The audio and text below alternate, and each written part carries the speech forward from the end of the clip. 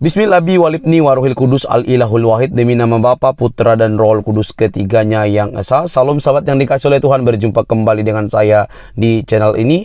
Terima kasih telah mendukung perkembangan channel ini dengan cara subscribe, memberi like, sehingga video dari channel ini direkomendasikan oleh YouTube untuk menjangkau banyak orang. Dan teman-teman boleh memberikan komentar dan juga dukung saya dengan cara men-share video dari channel ini di berbagai media teman-teman. Tuhan memberkati kita semua. Sahabat yang dikasih oleh Tuhan, kali ini kita akan melihat seorang pemuka agama dan masih muda dari Islam yang selama ini banyak menampilkan konten-konten yang berbobot. Bagaimana dia dapat mengkritisi oknum-oknum daripada Islam, ustadz yang radikal atau yang memiliki paham-paham yang kurang tepat di negara ini. Nah, kali ini dia dapat membukakan beberapa bagian atau menghafal Alkitab dan membagikannya di kalangan muslim supaya dapat menjaga keperbedaan kita. Sebagai Islam, sebagai umat Islam, jangan mudah mengkafir-kafirkan orang yang tidak Islam. Hal ini menjadi penting untuk menelanjangi atau untuk juga mencerdaskan para ustadz dan juga oknum-oknum Islam yang suka sekali mengkafir-kafirkan yang berbeda keyakinan, berbeda asas atau berbeda pandangan dengan Islam itu sendiri. Nah, teman-teman, saya pikir ini penting untuk kita lihat dan untuk kita simak dengan baik.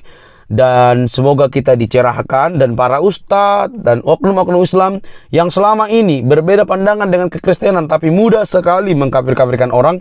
Ini saatnya kamu belajar untuk menghargai orang lain, bahwa kamu di Indonesia ini bukan hanya dirimu sendiri, tapi juga ada orang lain yang berbeda keyakinan dengan teman-teman.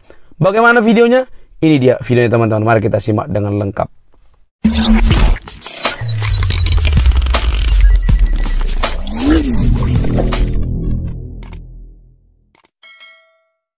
Dari hari ke hari, tahun ke tahun, abad ke abad, sibuk berdebat soal istilah kafir.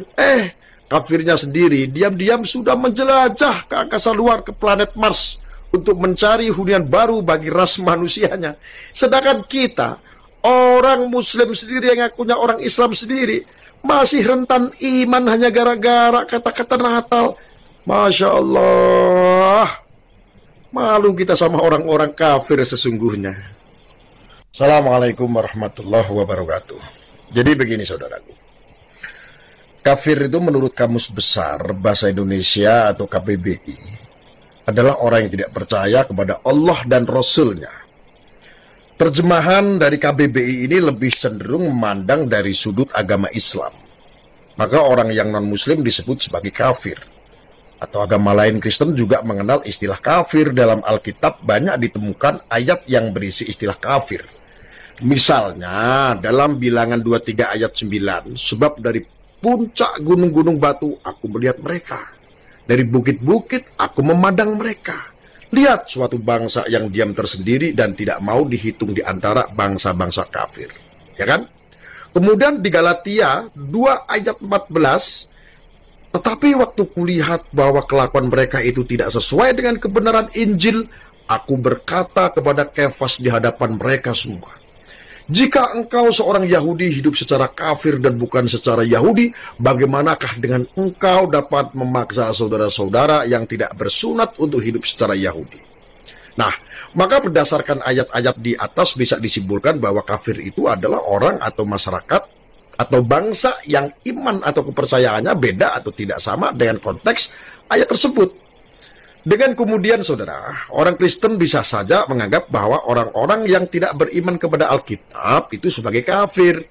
Hanya saja penggunaan istilah kafir dalam agama Kristen ini tidak terlalu populer atau gembar-gembor. Sangat beda dengan kelompok pengikut agama lain yang terkesan memandang kafir ini dengan begitu rendah, ya, hina dan bahkan tidak bernilai sebagai makhluk. Tidak sedikit oknum yang begitu mudahnya mengkafirkan orang lain. Dalam ceramah-ceramah agama yang saya dengar ya, yang lalu, banyak penceramah yang dengan suara keras dan penuh kebencian mengingatkan bahwa kafir adalah seburuk-buruk makhluk. Kafir adalah makhluk yang harus diperangi dan dimusnahkan dari muka bumi. Memang sedih rasanya mendengar ceramah-ceramah yang sedemikian rupa. Setiap musim Natal misalnya, banyak peringatan supaya kita tidak meniru-niru kebiasaan kafir. Larangan ini merujuk pada orang atau karyawan toko di pusat-pusat perbelanjaan yang mengenakan atribut Sinterklas contohnya. Bahkan ada organisasi massa yang mengancam akan merazia, tapi sudah dibubarkan ya kan. Pusat-pusat perbelanjaan untuk memastikan tidak ada golongan mereka yang menggunakan atribut kafir tersebut. Alasannya, kalau kita meniru kafir, kita telah ikut menjadi kafir pula. Lalu bagaimana dengan sepatu, kemeja, jas, dasi, dan lain-lain? Dan ada handphone yang kau pakai saat ini kan? Untunglah angin segar sudah bertiup dari kota Banjar saat itu ya, di Jawa Barat. Belum lama lah, tahun-tahun itu 2019 ya, tanggal 27 Februari, Pondok Pesantren Miftahul Huda Al-Azhar Citangkolok dalam sidang Komisi Batsul Masali Maudiyah Musyawarah Nasional Alim Ulama dan Datul Ulama ya kan, itu mengusulkan agar NU tidak menggunakan sebutan kafir untuk warga negara Indonesia yang tidak memeluk agama Islam. Pimpinan sidang Abdul Moksid Ghazali ya mengatakan para kiai berpandangan penyebutan kafir dapat menyakiti para non-muslim di Indonesia. Disebutkan pula bahwa istilah kafir dianggap mengandung unsur kekerasan teologis ya. Maka diusulkan agar istilah kafir diganti dengan muwatinun ya, atau warga negara. Dengan begitu status mereka non-muslim ya, setara dengan warga negara yang lain. Itu kata Abdul Moksid Ghazali waktu itu. Sebagaimana diperkirakan saudaraku, asal atau wacana ini segera mengundang sikap pro dan kontra kaum non-muslim seperti PGI, Persekutuan Gereja-Gereja di Indonesia misalnya kan, dengan senang hati menyambut usul ini. Sekretaris Umum PGI Gobar Gultom mengatakan ya waktu itu bahwa saling mengkafirkan itu merupakan bentuk kekerasan teologis ya. Hal ini juga ia nilai mengusik persaudaraan dan kerjasama sesama anak bangsa. Sikap yang kurang lebih sama juga ditunjukkan oleh umat Katolik waktu itu, Hindu ya, Buddha, dan lewat organisasi keagamaan masing-masing itu pernah memberikan statement. Tapi di medsos banyak komentar yang sinis dan mengecam saran yang sebenarnya sangat bijak dari para kiai terhormat ini. Bahkan ada yang menulis dalam statusnya lebih baik dirinya keluar dari organisasi tersebut kalau ini menjadi suatu keputusan. Sungguh sangat disesalkan sikap kontra dari pengguna medsos yang sebagian kecil lah ya. Artinya dia tidak rela jika warga masyarakat yang berbeda keyakinan dengannya itu diperlakukan sebagaimana mestinya sesama manusia. Padahal, yaitu kelakuan kedal gurun begitu. Padahal semestinya usul bagus dan mulia yang dicetuskan dalam Musyawarah Nasional Alim Ulama tersebut dapat mengakhiri atau meminimalisir lah ya sikap intoleran dari kalangan tertentu terhadap kaum minoritas. Atau paling tidak polemik tentang istilah kafir ini bisa diakhiri dari pergaulan antar sesama warga, di mana kita sebagai warga negara Indonesia pada dasarnya sama dan sederajat. Bila tidak segera diakhiri, maka soal istilah ini akan terus menjadi bahan perdebatan yang tiada ujung. Betul nggak? Adilun kan sukanya konflik soalnya.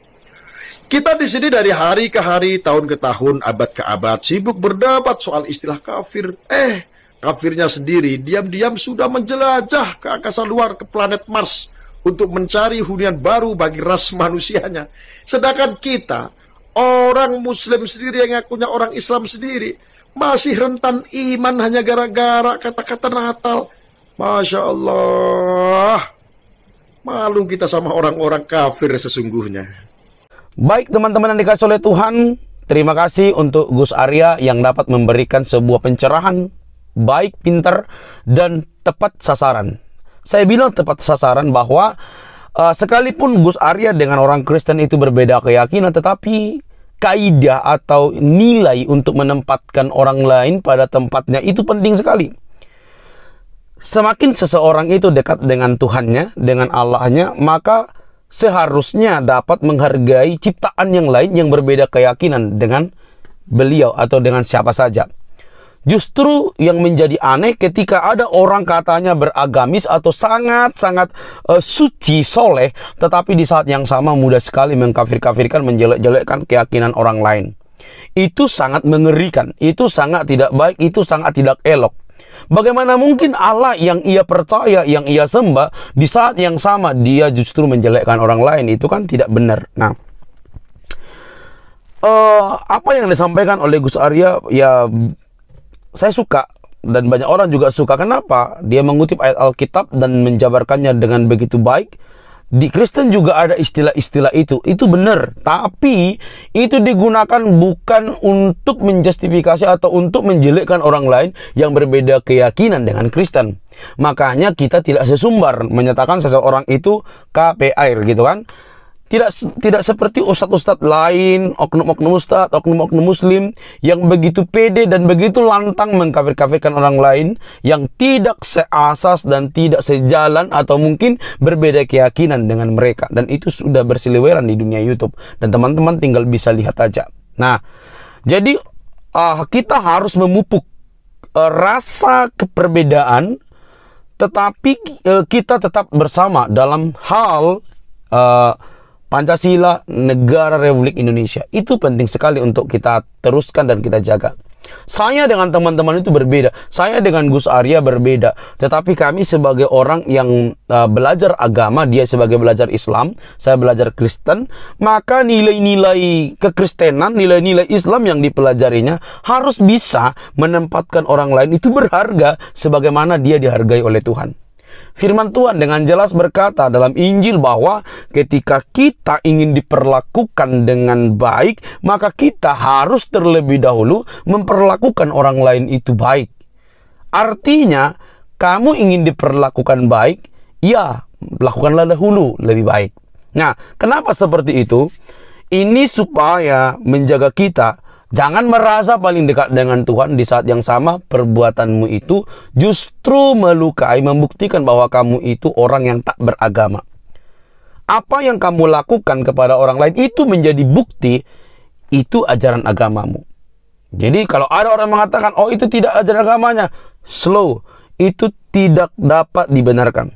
Karena orang bergerak, orang yang katanya beragama, saleh, tapi di saat yang sama melukai orang lain, mengkafirkan orang lain, atau melakukan sesuatu hal yang merugikan orang lain, tidak mungkin berbeda dengan apa yang ia pahami. Ya, tidak mungkin. Walaupun itu kita bisa garis bawahi oknum. Nah, Tuhan Yesus bersabda, terus berfirman begini, kasihilah Tuhan Allahmu dengan segenap hatimu, dan kasihilah sesamamu manusia seperti dirimu sendiri.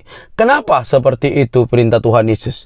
Kasihilah Tuhan Allahmu dan kasihilah sama manusia. Itu hukum yang terutama dan paling utama. Artinya apa? Kita mengasihi Tuhan harus itu terlihat dari kasih kita kepada sesama. Nah, teman-teman, semoga kita dicerdaskan. Jangan mudah sekali lah kita mengkafirkan orang lain atau menjelekkan orang lain yang mungkin berbeda keyakinan, berbeda paham, berbeda aliran dengan kita. Karena kebenaran itu bisa diklaim oleh siapa saja. Tetapi bukan berarti ketika kamu mengklaim kebenaran, maka orang lain itu kamu jelek-jelekkan. Tidak benar seperti itu. Tetapi saya yakini bahwa kasih Kristus itu selalu melampaui segala sesuatu. Dia berkorban untuk semuanya. Maka kalau kamu orang Kristen yang mendengar video ini, jikalau kamu telah gagal mengasihi samamu, dengan mudahnya kamu menjelekkan orang lain, silahkan untuk bertobat dan kita sama-sama belajar untuk menghargai orang lain. Mari terus beritakan kabar baik, karena Kristus mengasihi orang-orang berdosa. Kita juga selayaknya demikian, mengasihi orang-orang yang belum percaya kepada Tuhan. Sampai sini video saya, teman-teman. Jangan lupa untuk mendukung dengan cara subscribe, like, komen, dan share sebanyak mungkin. Sampai ketemu di video selanjutnya. Bye-bye.